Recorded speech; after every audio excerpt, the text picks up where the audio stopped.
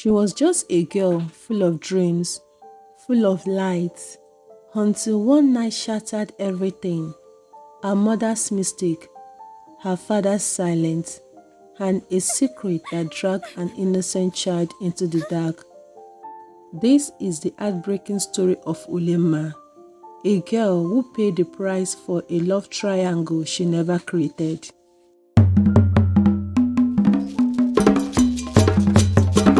It was midnight in Abuja.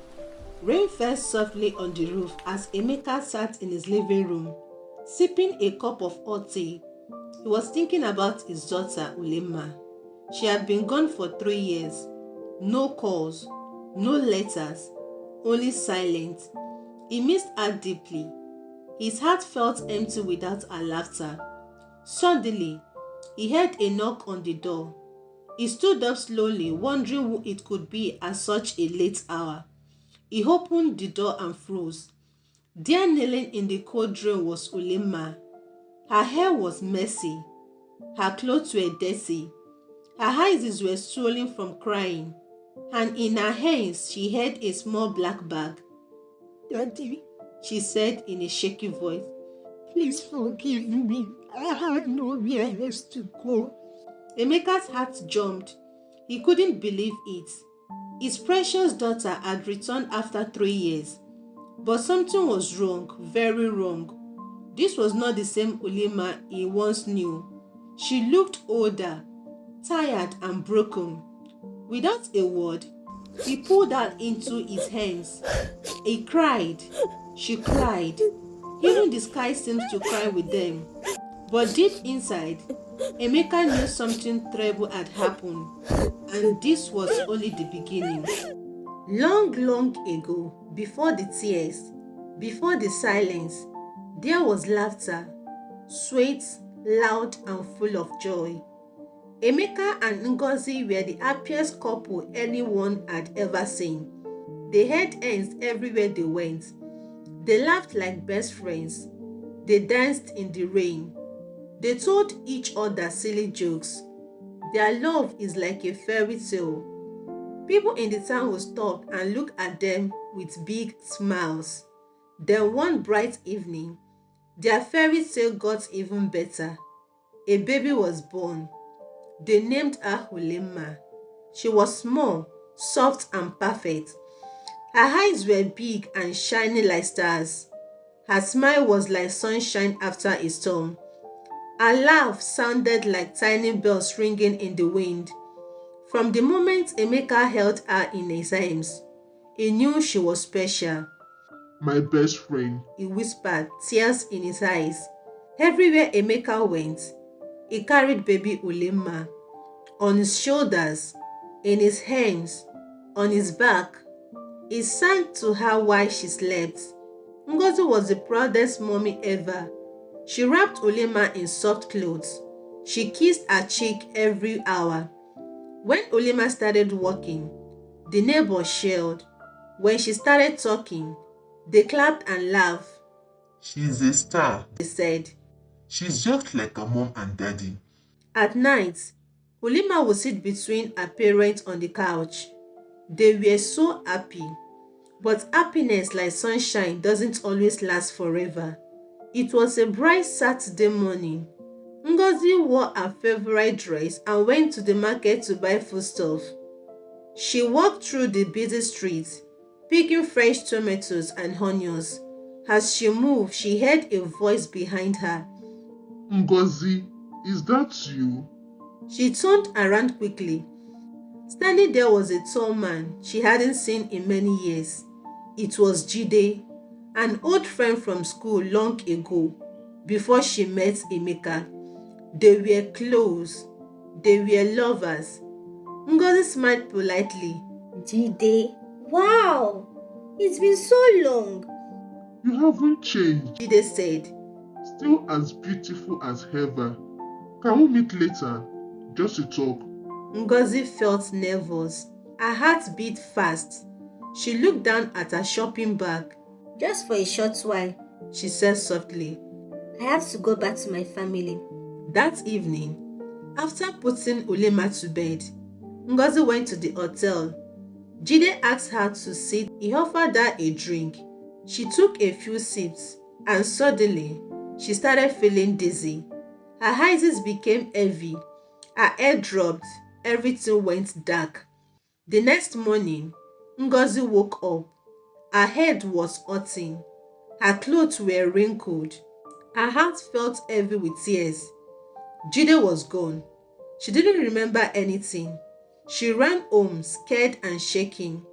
But 2 days later, something terrible happened.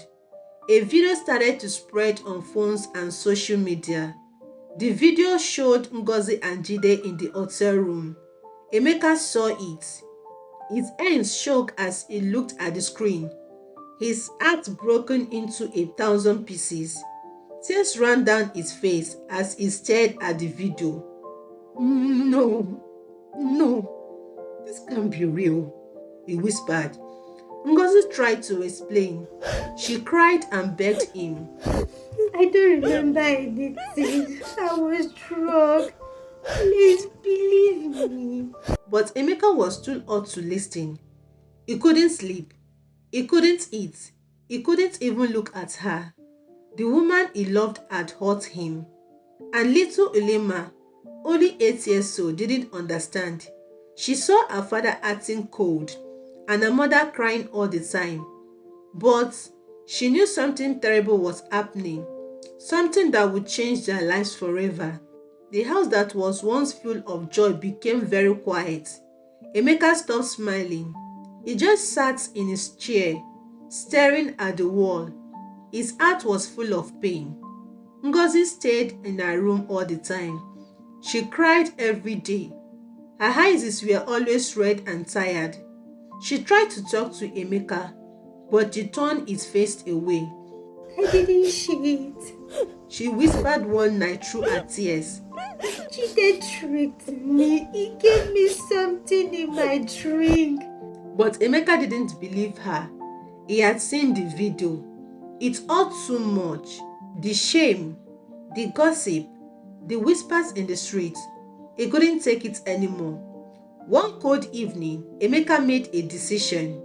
Ngozi, he said, his voice like ice. You have to leave. I can't live with you anymore. I don't trust you. Ngozi's hands shook as she packed her clothes. Her heart was breaking. She knelt before Emeka crying. Please, for the sake of our daughter, for Ulinma, please, forgive me. But Emeka didn't answer. At the door, little Ulinma stood. Tears ran down her cheek. She didn't understand everything, but she knew something was very wrong. Daddy, please don't send mommy away, she said, her voice shaking. Emeka hugged her tightly. I'm sorry, my princess. Mommy has to go away for now. Ngozi was sent to the village, to the family house. It was far from the city, far from her little girl. Life in the village was not easy. Emeka's family blamed her. They called her bad names. They laughed at her and made her feel like nothing. Ngozi tried to be strong. She cried at night but smiled in the day. Then one morning, her in-laws woke up and found her room empty. Ngozi was gone. No one knew where she went. Emeka was called. He rushed to the village. He searched everywhere. No note, no sign, nothing. Emeka told the police. A few days later, Ngozi called to inform the police she was okay. She left to start a new life in another city. She couldn't take the pain anymore. The police asked Emeka what to do. He looked down and said quietly, Let her go. Later, her bride prize was returned. Ulima, now just 9 years old, felt her world crashed. She no longer smiled. No toy, no gift, no holiday could fill the hole in her heart. Every night, she cried softly in her bed. I want to see mommy, she whispered, but her mommy was gone. Every day, Emeka watched her daughter Ulinma grew quiet and sad. She barely even smiled. Emeka tried everything to make her happy again. He took her to fun vacations. He brought her shining, fancy dolls, but nothing worked. Ulima would just sit by the window, hugging her nails and whispering, I miss mommy. Emeka felt helpless. He sat many nights thinking and praying. Maybe He said one day, she needs a mother's love again. he didn't rush. He waited for 3 whole years. He stayed single. He gave all his love and time to Ulinma. But when Ulinma turned 12, he decided to marry again. Her name was Amaka. She was gentle and kind. She loved children and always had a warm smile. From the moment she entered their home, she tried to love Ulinma like her own child. She cooked Ulinma's favorite food, helped her with homework. She even called her my daughter with love. But Ulinma didn't smile back. In her heart, Amaka was not her mother. She was a stranger sitting in her mother's chair. One morning, Emeka took Ulinma to school like always. He waved goodbye, smiling. She nodded and walked through the gate. But hours later, his phone rang. It was the principal. Hello, Mr. Emeka. Is Ulinma alright? Yes, Emeka said, confused. she's at school. No, sir. She didn't come today. Emeka's heart skipped a beat. He rushed to the school. He checked every classroom. No Ulinma. He called the police. He called neighbors. He called friends. Nothing. Then just before sunset, his phone rang. It was her. Daddy, Ulinma's voice was soft and shaking. I'm sorry. Don't look for me. I'm with mommy now. The phone went silent. Emeka stood still. His hand shook. His daughter, the one he loved more than life, was gone. He had run away to be with her mother. Lagos was loud, very loud. Cars honked, buses zoomed past, people shouted, music blasted from every corner. This was where Ulinma now lived with her mother Ngozi. At first, everything felt like a happy dream. They hugged for a long time. It was the hug of love for missing someone for too long. Ulinma helped her mother at the shop near the motor park. Ngozi sold drinks, water and snacks to drivers and travelers.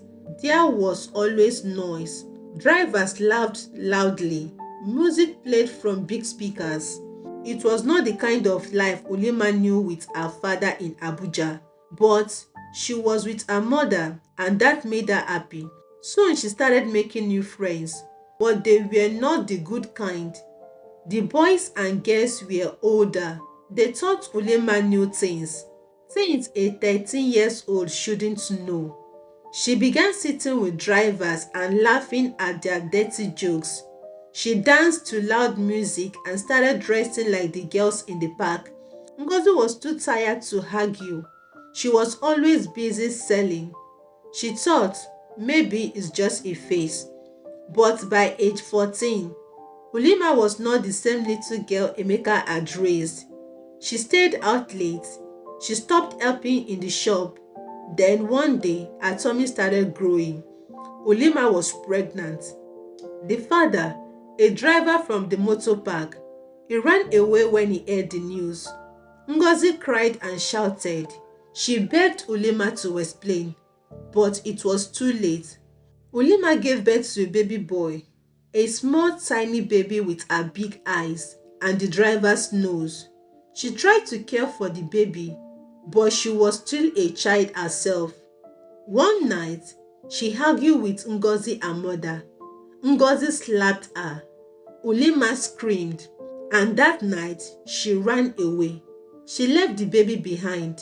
She entered a night bus heading to Abuja. When Emeka opened his door the next morning, he saw her kneeling, crying, her face dirty and tired. Daddy, I'm sorry. She whispered. He didn't ask questions. He picked her up. He hugged her tight like treasure. Emeka was filled with joy. His daughter Ulima had returned. Amaka, her stepmother, gave Ulima a big hug. Her little stepbrother smiled. They cooked her favorite food. Her room was cleaned and made fresh, with new bed sheets and soft pillows. But something was not right. Something had changed. Ulima no longer smiled. At night, she sneaked out quietly through the back door. In the morning, she stayed in bed and skipped school. She started doing strange things. One afternoon, Emeka came home early and went to the back of the house to get water. There he saw her, smoking something strange. Ulinma, He shouted, shocked. what are you doing? She didn't look scared. She didn't cry. She looked him straight in the eyes and said, It's my life. Emeka's heart broke like a plate falling on the floor. This was not the sweet little girl he raised. This was a stranger wearing his daughter's face. That night, he sat in his room and wept quietly. Amaka came in and held his hand. She needs help. She said. We can't give up. The next day, Emeka sat with Ulima and tried to talk. My daughter, He said quietly. what happened in Lagos? Why are you like this? Ulima looked down and whispered. Mommy drinks too much. She shouts all the time. She brings strange men home. I couldn't stay there. Emeka held her hand. I know it's hard, but we love you. We will do anything to help you. For a moment, her eyes looked soft, like the old Ulima was still inside. But just days later, she found new friends, worse ones. One boy from the park gave her something new. After that, everything got worse. She stopped eating. Her eyes became red and tired. She shouted at everyone, even her stepmother.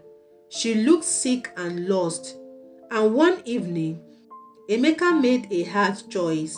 He locked her in her room, not to punish her, but to protect her, to save the little girl he once knew before it was too late. Ulima screamed and kicked the door hard. Let me out! You can't keep me here like a prisoner. She shouted. Emeka stood outside the door, tears in his eyes. I'm sorry, my daughter. I just want to save you. I want to bring you back. Inside the locked room, Ulima sat on the floor. She didn't touch her food. She didn't talk to anyone. She tore her bed sheet and broke her comb. Every night, she stared at the window. One night, when the house was dark and everyone was fast asleep, she broke the window. She pulled away the curtain, pushed her bag outside and squeezed her body through the small space. With a jump, she landed outside and she ran like a bird flying from a cage. By morning, Amaka came with a smile. She knocked. No answer. She opened the door slowly. Empty. The bed was scattered. The window was open. And on the pillow was a piece of paper, a note. Amaka called Emeka. He rushed in and picked up the paper with shaky hands. It read, Don't look for me, Dad. You and your wife treat me like a bad person. Stepmom yells at me all the time. I feel like a stranger in your house. I'm going back to Lagos. I'm going back to Mommy. The note fell from Emeka's hands. It dropped to his nails. She's gone again. My little girl, gone. Amaka tried to comfort him, but Emeka felt broken, like a father who had lost his child twice. Far away in Lagos, Ulima knocked on her mother's door. Ngozi opened it, surprised. You again? She said. Her face showed no joy, no hugs, no smiles. She pointed to a small mattress in the corner and said, Sleep there. Ulima's little boy was now almost 3 years old. He looked at her and said, Sister, not Mommy, because Ulima had never held him, never played with him. Ulima continued with the life which she thought was the best for her. danced every night at the club, smoking, laughing with strangers.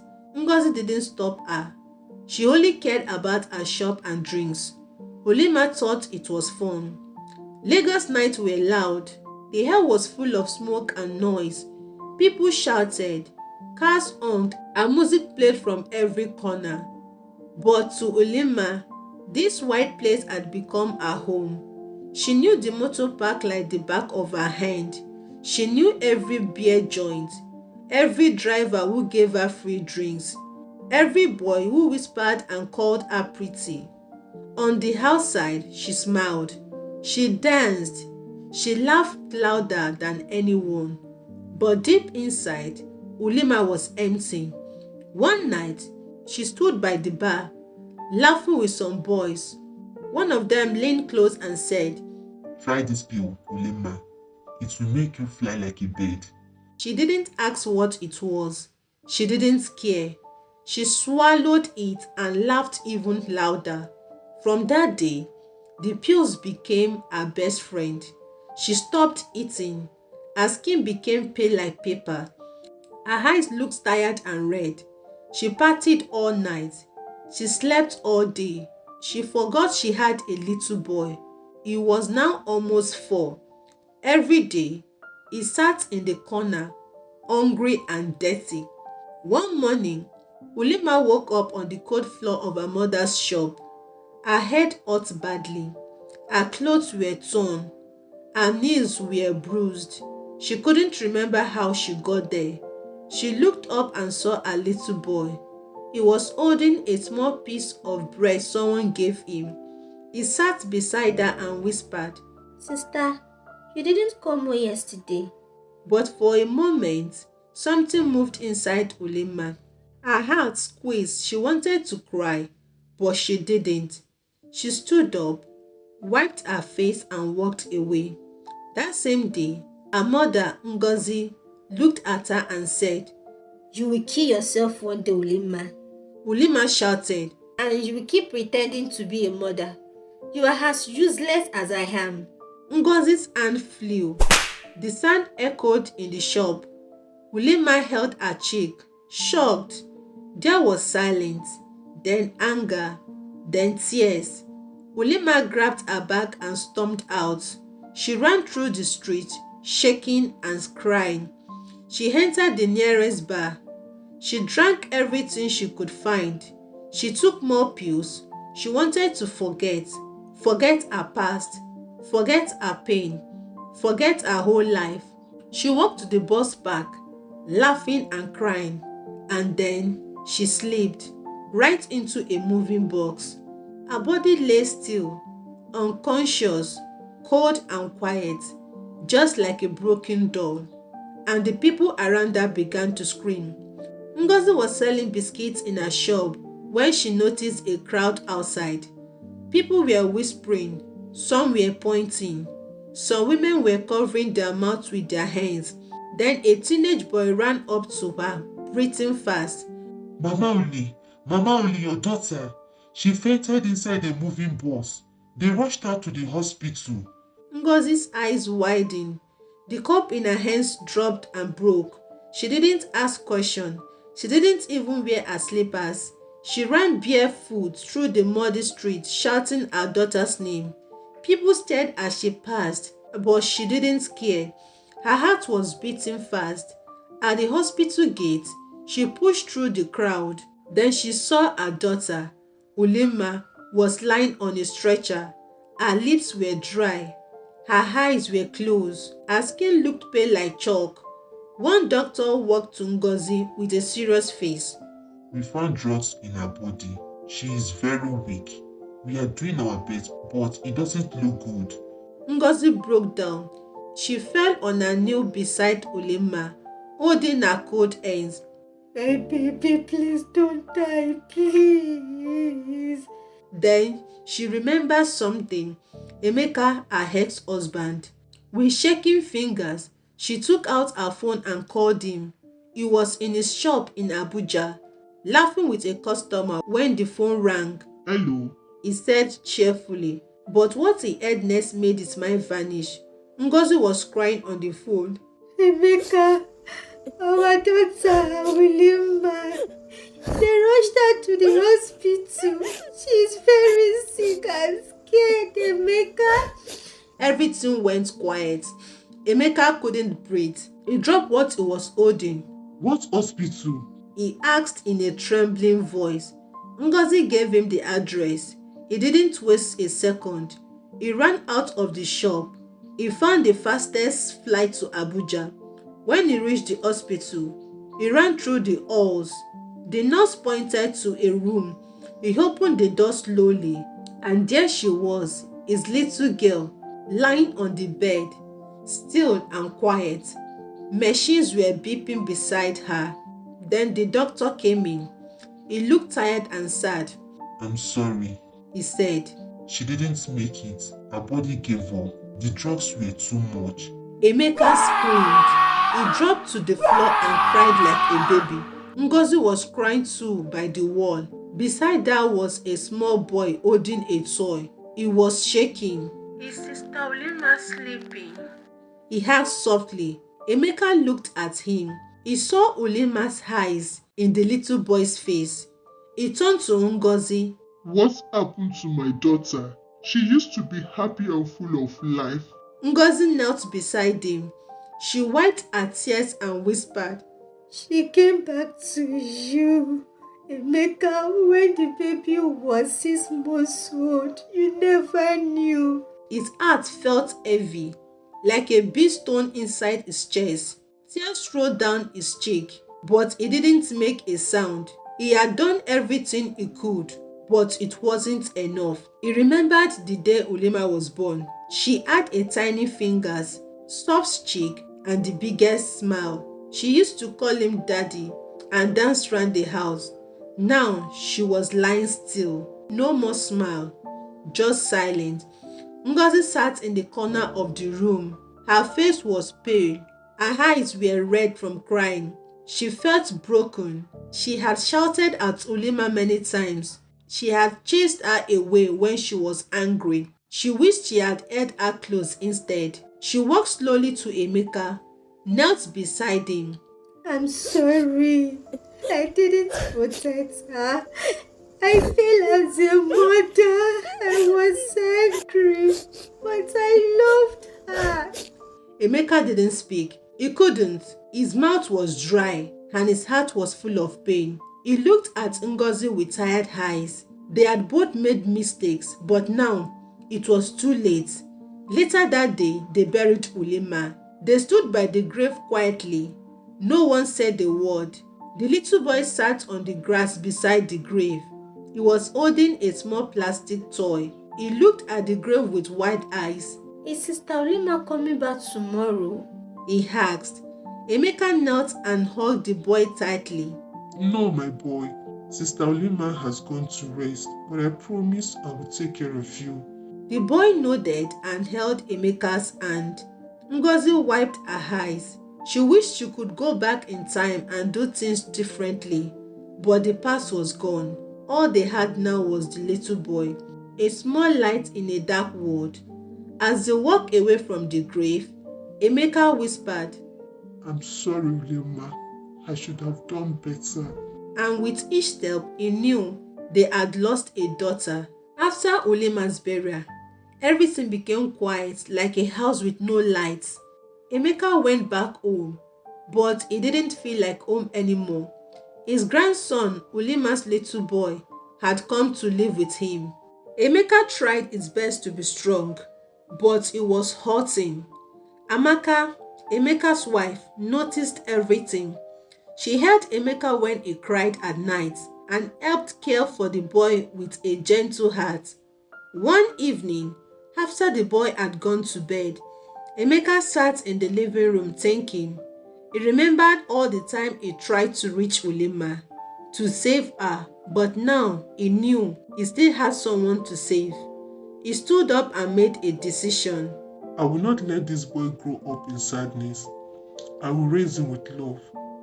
That is how to honor Ulima. The next day, he took the boy to the park. Children ran around, laughing. Emeka bent down.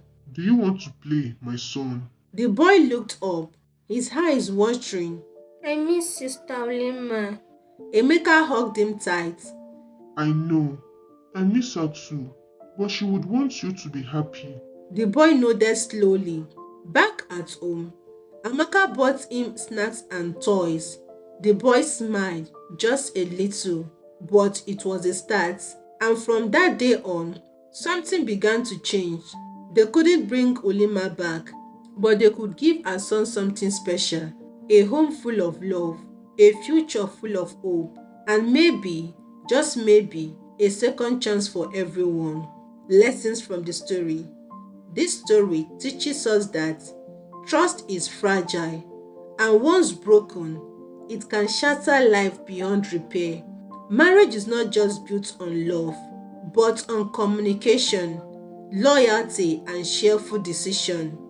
Emeka and Ngozi started with love, but along the way, they stopped listening to each other. They stopped understanding one another. In that silence, doubts grew, assumption took root, and the enemy crept in. Ngozi, though drugged by her ex and a victim of betrayal herself, still made a costly mistake. She went to a hotel late at night, dressed seductively to meet a man from her past, without thinking of the dangers, without considering the implication, and without respect for her marriage. She didn't intend to cheat, but poor judgment opened the door to destruction. Married people must flee every appearance of evil, even when intentions are pure. Situations can be twisted. Ngozi's action, though not entirely her fault, left a wound that her husband Emeka couldn't bear. Emeka, overwhelmed by betrayal and pain, walked away, and in the middle of their wreckage stood their daughter Ulinma, a child who watched as safe walls collapsed. Her life was never the same again. She carried the pain, the confusion, the trauma until it broke her. Parents' action as seed planted into their child's future. Ulinma didn't just lose her family, she lost herself. Her emotional downfall was not caused by peer pressure alone. It was rooted in a home that failed her. Even when a spouse makes a terrible mistake, judgment without understanding can kill what love could have healed. If Emeka had listened, if Ngozi had spoken earlier, if they both had put their daughters first, maybe the ending would have been different. Above all, every decision we make in marriage echoed in the lives of our children, for good or for harm. Let the story not just move you, let it change you. Let it heal your home before silence, assumptions, or regret does permanent damage. Ulinma's life is a warning. She is gone, but how many Ulinma are still alive, dying slowly in silence because mommy and daddy won't stop hurting each other? It's not just about two people separating, it's about who gets crushed in between. Thank you so much for watching. If you're enjoying this story, please don't forget to like, share and subscribe to the channel. Also click the notification bell so you never miss any of our upcoming stories. Feel free to leave a comment below. I would love to hear your thoughts. Your support means everything to me. Until next time, stay safe, stay blessed, and keep enjoying great stories from me to you. I love you all. God bless you.